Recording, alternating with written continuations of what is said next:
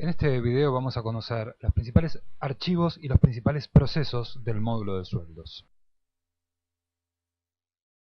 Como bien sabemos, cada vez que comenzamos a trabajar con un módulo del sistema Tango, lo primero que tenemos que reconocer y estudiar en profundidad son los archivos de ese módulo, que es ni más ni menos que la materia prima sobre la cual vamos a trabajar. Como no podía ser de otra manera, el empleado juega un papel fundamental y central en este módulo. Por lo tanto, el archivo que lo representa, los legajos, van a ser quizás el principal archivo que tengamos que cargar en este módulo.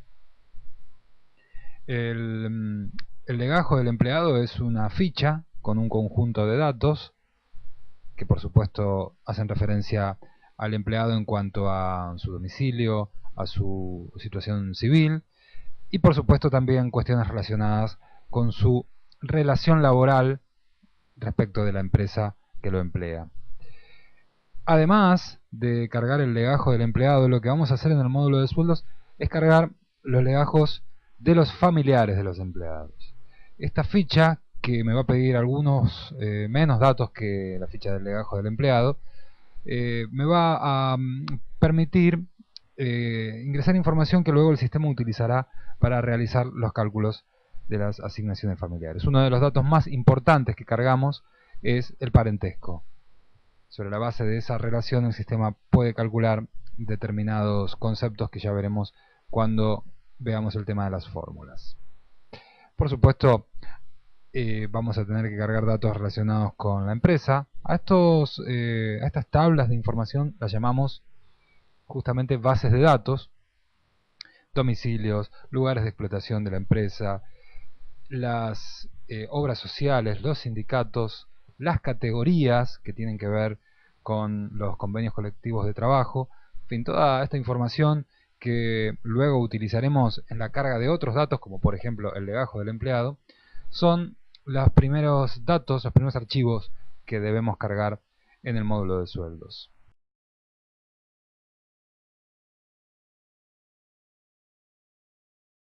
Algunos de estos datos el sistema los utilizará luego para realizar determinados cálculos, determinadas ecuaciones. En otros casos se trata de datos que son optativos de ser cargados por parte del usuario.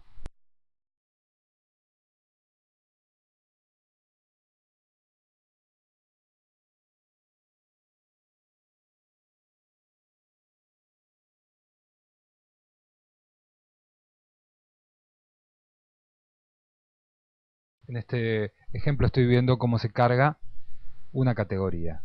Esa categoría va a estar después relacionada con alguna de las que figuren en un convenio colectivo de trabajo determinado.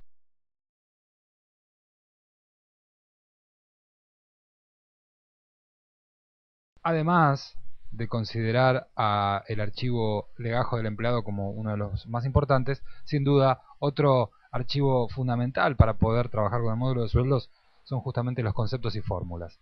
Los conceptos y fórmulas son expresiones que deben estar escritas en una sintaxis determinada, como la que estamos observando aquí, con una terminología que es propia del módulo de Tango, y que lo que me va a permitir es armar funciones lógicas que se encargarán justamente de combinar información de la cargada en las bases de datos para, a partir de ahí, establecer un importe que será el que le corresponda a ese concepto en el recibo de sueldo.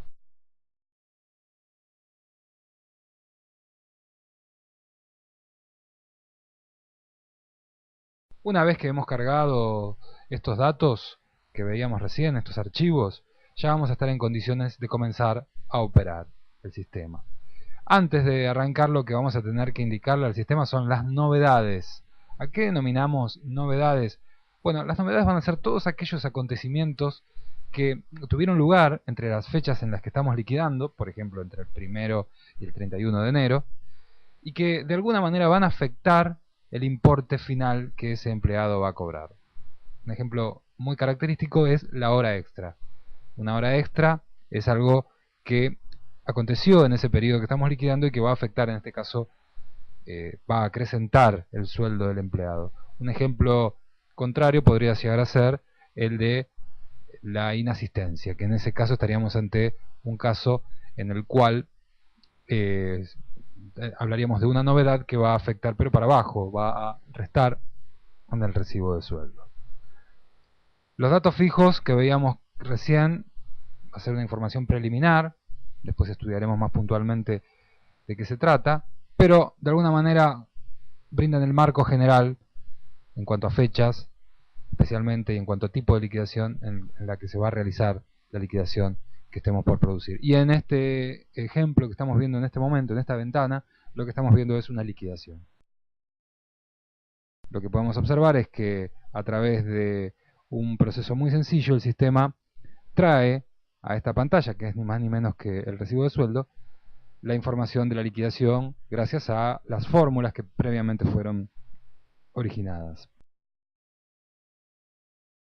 Finalmente, puedo emitir un recibo de sueldos, como el que estamos viendo, que se conforma, por supuesto, con los datos generales que hemos ido ingresando en todo el proceso.